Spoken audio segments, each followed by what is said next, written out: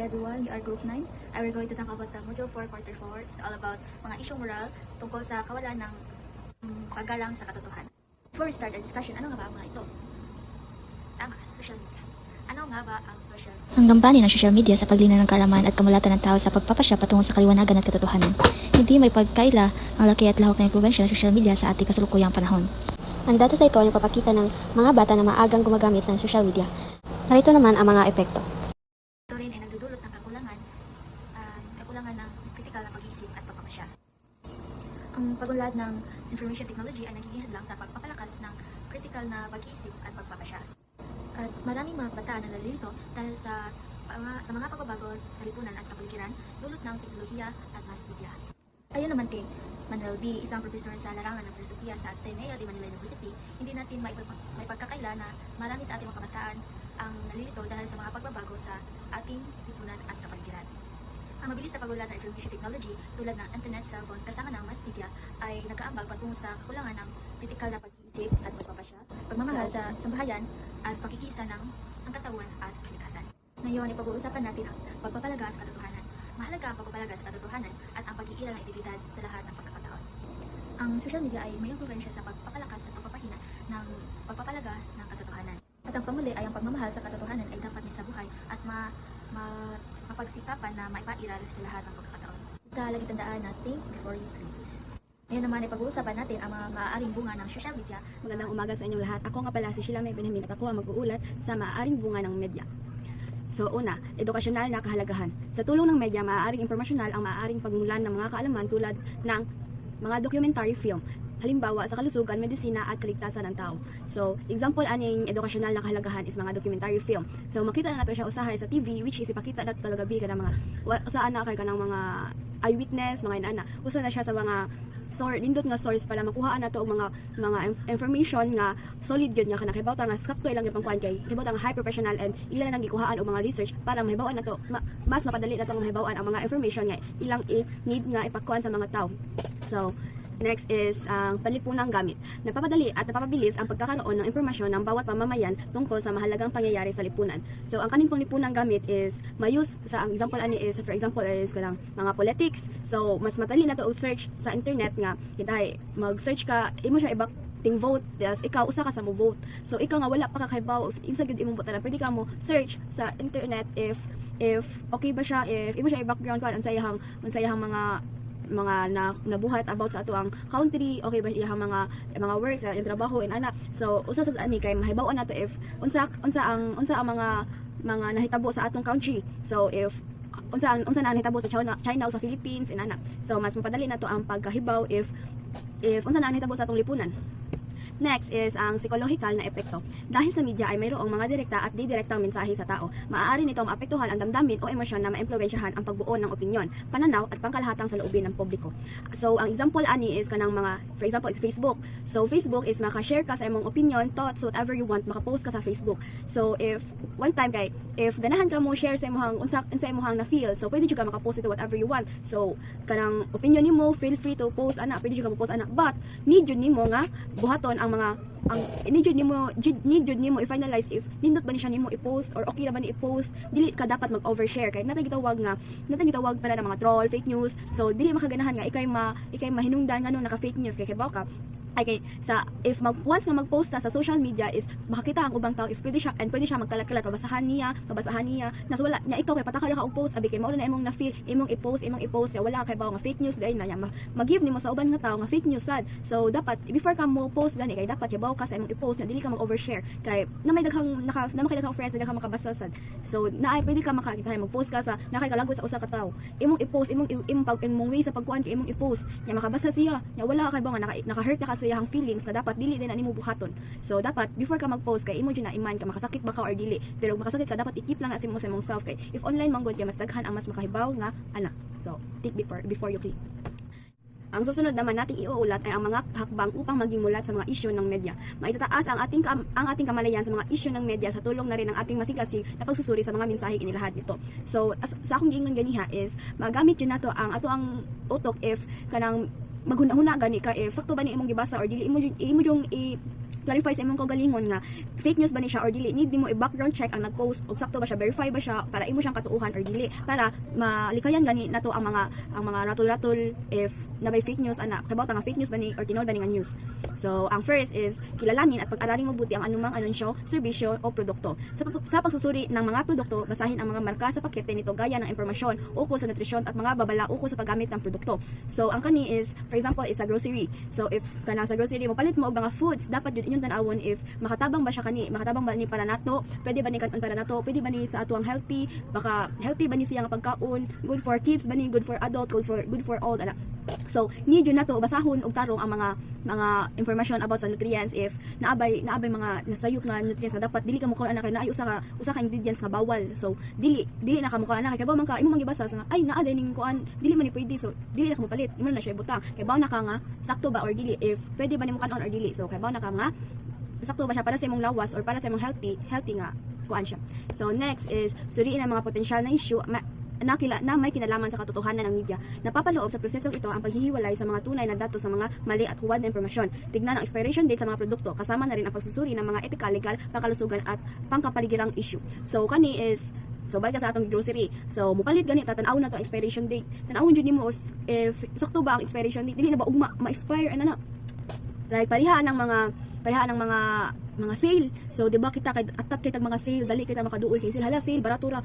Sale is dili ka dapat mag-hoard if sale. Kay kasagaran sa sale is hapit na ma-expired. So imo jud awon dapat sa maghuna ka if madara ba ni sa mga adlaw nga imong makaon kaysa magsiga ka og stock kay sale lagi pero ikasunod ug man na siya ma-expired niya, ikaw kay atat ka sa sale sigag palit sale baratura pero dili na din nimo makaon.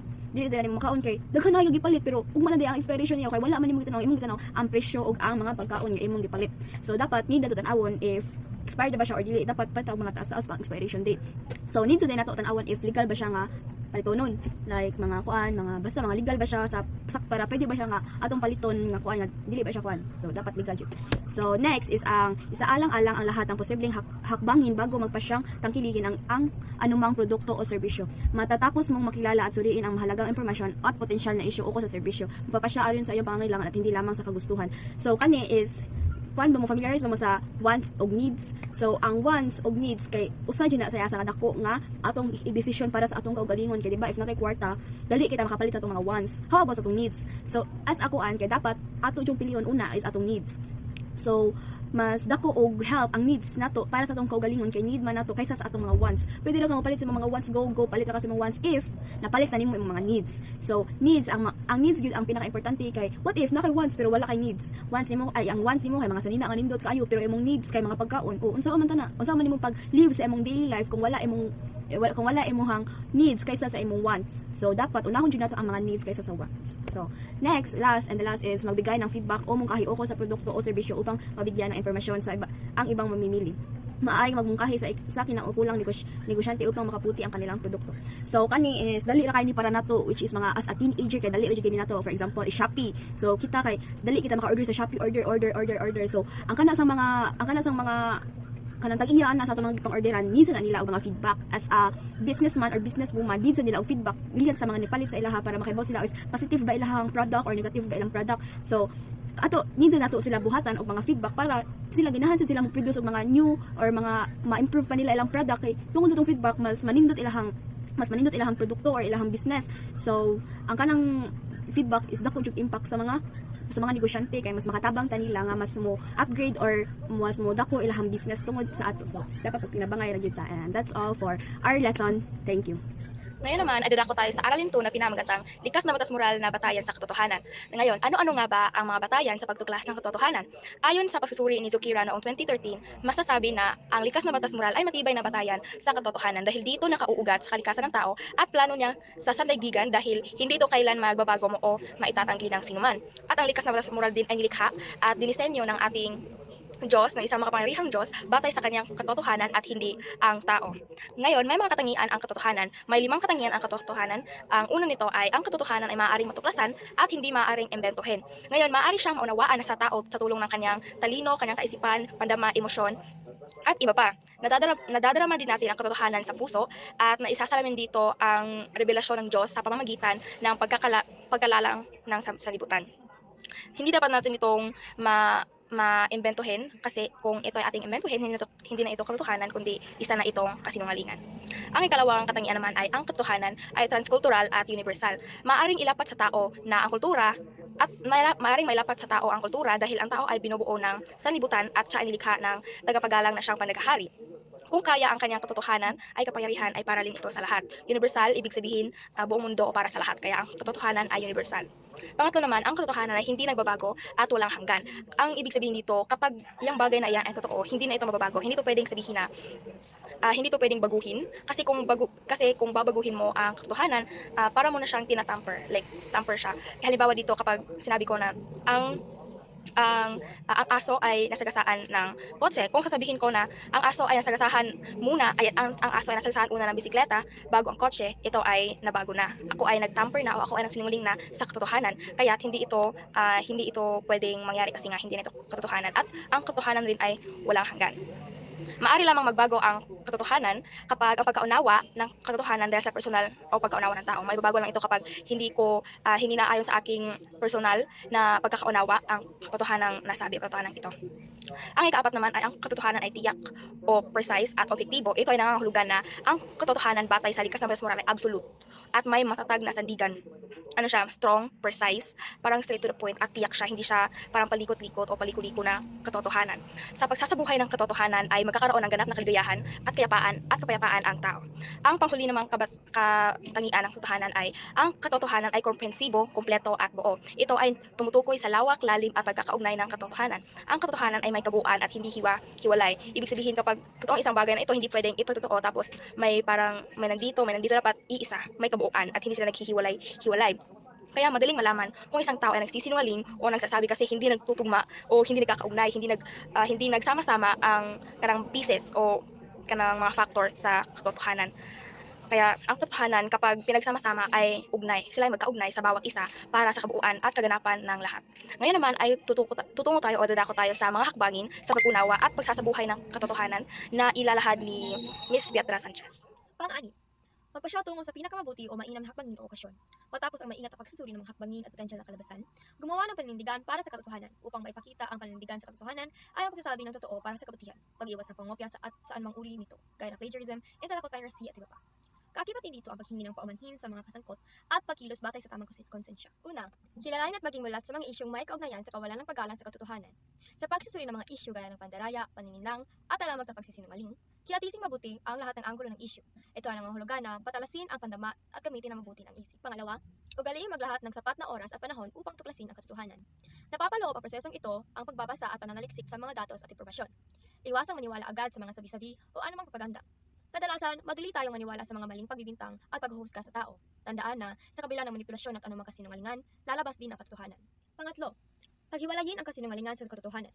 Matapos mo makilala at suriin ang mga mahalagang impormasyon, suriin kung ano ang haka-haka ang kasinungalingan sa tama. Gamitin ang talino at kritikal na pag-iisip upang matuklasan ang tama sa mali. Ilapat din ang mga pamantayan sa batayan ng katotohanan upang matiyak ang katotohanan sa kasinungalingan. Pang-apat, sumangguni sa iba't ibang tao upang maliwanagan sa katotohanan. Dahil sa pag-unawa ng tao ay maaaring limitado ayon na rin sa personal na balakid at interpretasyon. Mainam na laging sumangguni sa mga otoridad na maaaring makapagbigay ng mas malalim sa pag-unawa sa sitwasyon o pangyayari. Pang-lima, isaalang-alang ang lahat ng posibleng hakbangin at aksyon na maaaring maisagawa batay sa ginawang pagsusuri at pagsangguni ng iba. Ang pagtala ng aksyon at paglahat ng mga batayan ng katotohanan ay kasama sa prosesong ito. Nangangailangan ito ng bukas na kaisipan at pagsasantabi ng damdamin sa anumang gagawing pagpapasya, lalong-lalo na kung kaugnay ito sa mga personal na salik gaya ng pamilya, kaibigan at iba pa. At dito na nagtatapos ang mga hakbangin sa pag-unawa at pagsasabuhay ng katotohanan.